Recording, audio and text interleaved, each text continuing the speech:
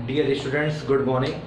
आज हम आपको नेशनल इनकम के बेसिक कॉन्सेप्ट्स के बारे में बताएंगे जो कि काफ़ी मददगार साबित होगा न्यूमेरिकल सेक्शन के लिए। ठीक है, देखिए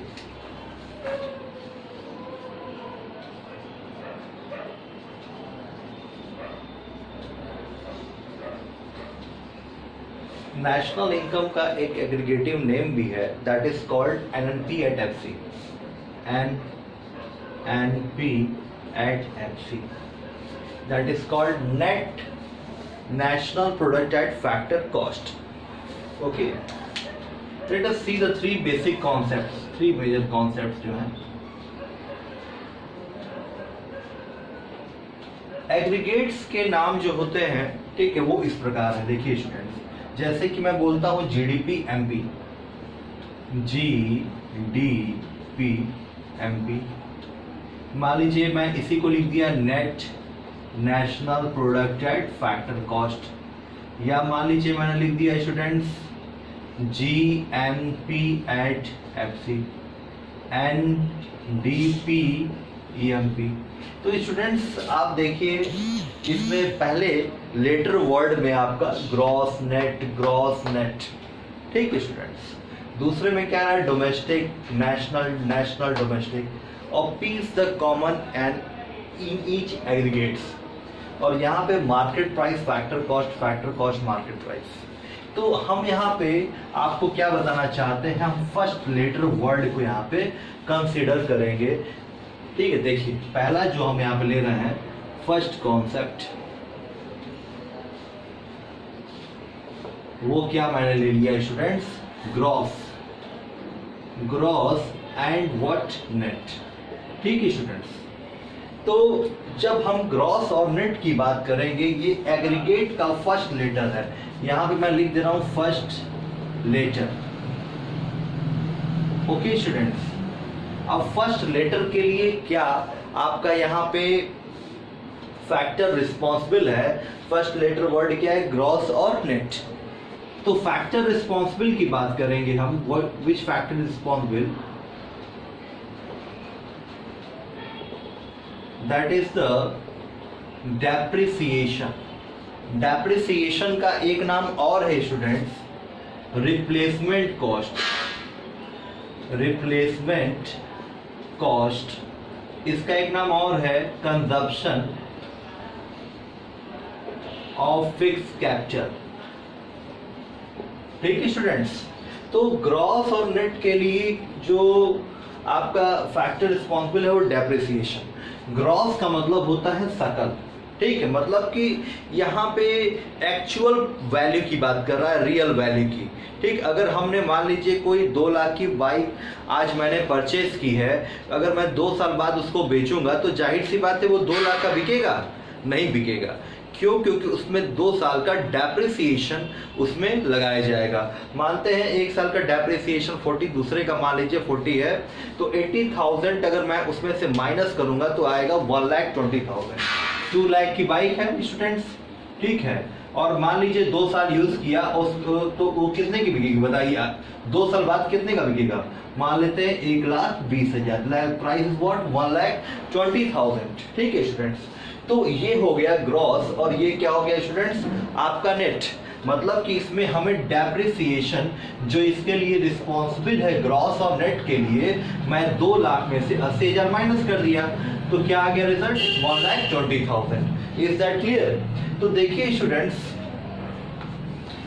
हम जब ग्रॉस की बात करेंगे तो ग्रॉस में सब कुछ इंक्लूड रहेगा। ग्रॉस की बात कर रहे हैं, देखिए स्टूडेंट, ग्रॉस, ठीक है, तो gross is equal to net का मतलब शुद्ध, ठीक है, प्लस डेप्रिसिएशन।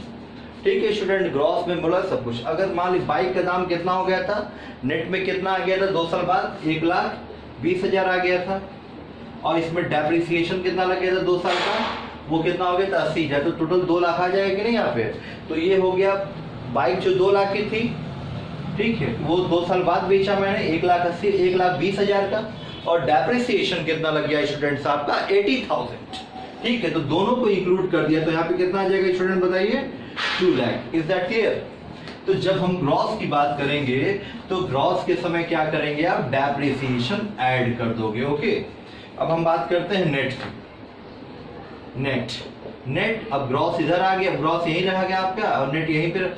अब हम डेप्रिसिएशन को इधर मूव करेंगे, डेप्रिसिएशन को इधर लेके आ रहे हैं, तो ग्रॉस माइनस डेप, ठीक है, डेप आ जाएगा। मतलब कि 2 लाख की बाइक और 2 लाख की बाइक है और डेप्रिसिएशन कितने का स्टूडेंट बताइए, 80,000 का। तो रिजल्ट क्या हो गया बताइए आपका, 1,20,000। That is called net. ये शुद्ध रूप से ये जो प्राइस आ गया, ठीक है। अभी देखते हैं स्टूडेंट्स आगे। अब हम बात करेंगे डेप्रिसिएशन की। Depreciation is equal to gross minus net, ठीक है। तो ये जब हम बात करेंगे फर्स्ट लेटर वर्ड की, तो फर्स्ट लेटर वर्ड की जब बात करेंगे तो depreciation is responsible, that is called the replacement cost consumption of fixed capital. और जब ग्रॉस में डेप्रिसिएशन में ऐड करूंगा, नेट में डेप्रिसिएशन माइनस करूंगा और depreciation is equal to gross minus net. अब हम आते हैं स्टूडेंट सेकंड लेटर वर्ड पे, ठीक है।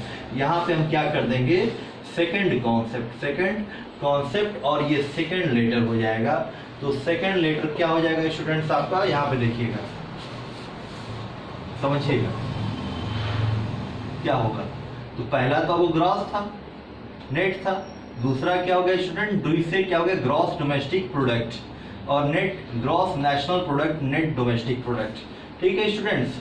तो यहाँ पे जो आ रहा है, जो सेकंड फैक्टर, जो यहाँ सेकंड लेटर जो है यहाँ पे डोमेस्टिक और नेशनल है। क्या है students, domestic, national, national, domestic. इसी तरह काफी एग्रीगेट्स होते हैं, उसमें हम सेकंड लेटर वर्ड की बात करेंगे। तो ये सेकंड लेटर जो है यहाँ पे, ठीक। अब देखिए इसको मैं मिटाता हूं, आप नोट डाउन कर सकते हैं इसको।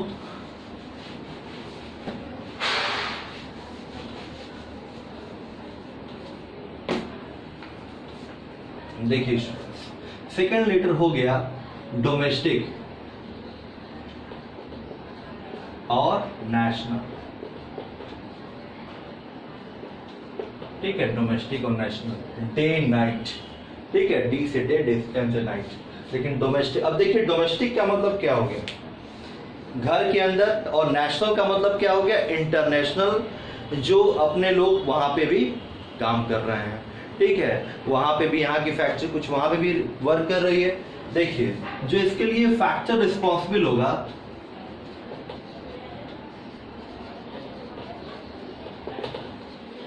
फैक्टर जो रिस्पॉन्सिबल होगा स्टूडेंट्स, आप बताइए, सोचिए क्या होगा, net factor income abroad, net factor income abroad.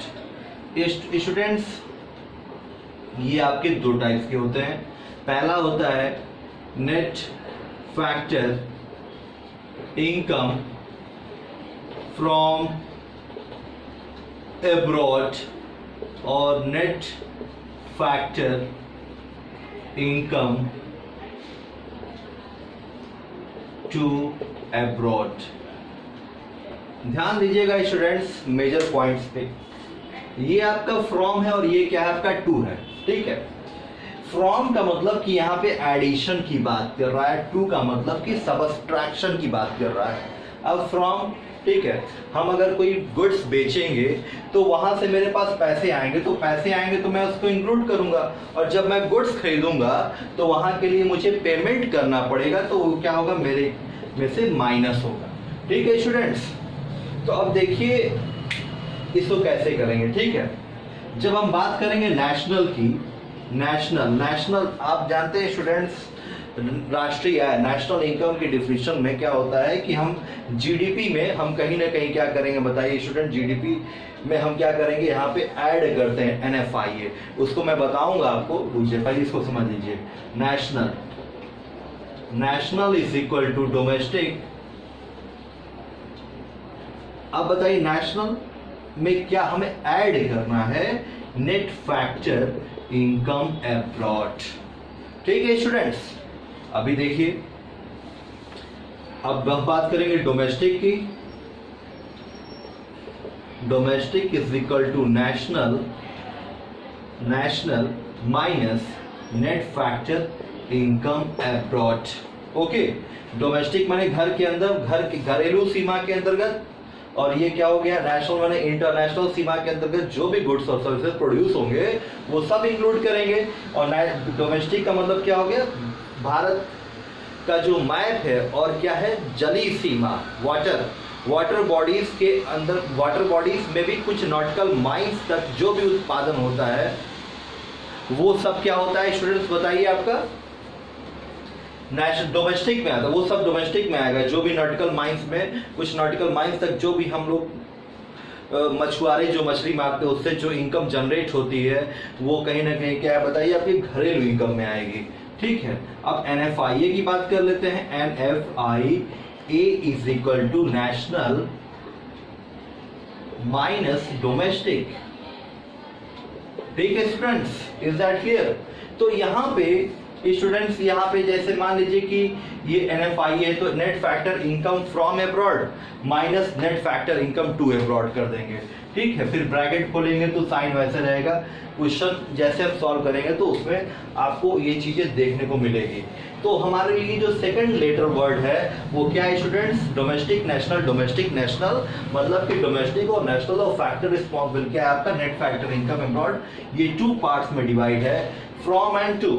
From में प्लस होगा क्योंकि यहाँ पे आपको क्या कर रहे हैं बताइए, गुड्स बेच रहे हो विदेश में, वहां से पैसे आएंगे तो आप इंक्लूड करोगे। और टू वाले में क्या होगा स्टूडेंट बताइए आपका माइनस होगा। तो national is equal to domestic plus NFIA, domestic is equal to national minus NFIA, NFIA is equal to national minus domestic. तो स्टूडेंट्स ये आपके कॉन्सेप्ट हो गए, सेकंड लेटर कॉन्सेप्ट हो गए। अब हम बात करेंगे आपके अगले कॉन्सेप्ट के अगले लेटर की बात करेंगे।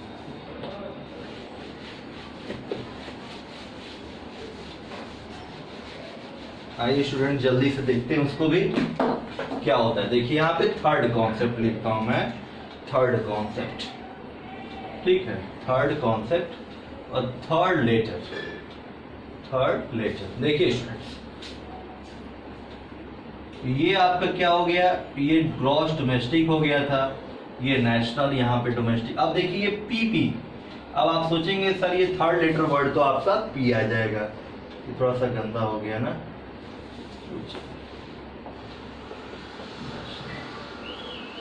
देखिए स्टूडेंट थर्ड लेटर क्या आ गया आपका प्रोडक्ट।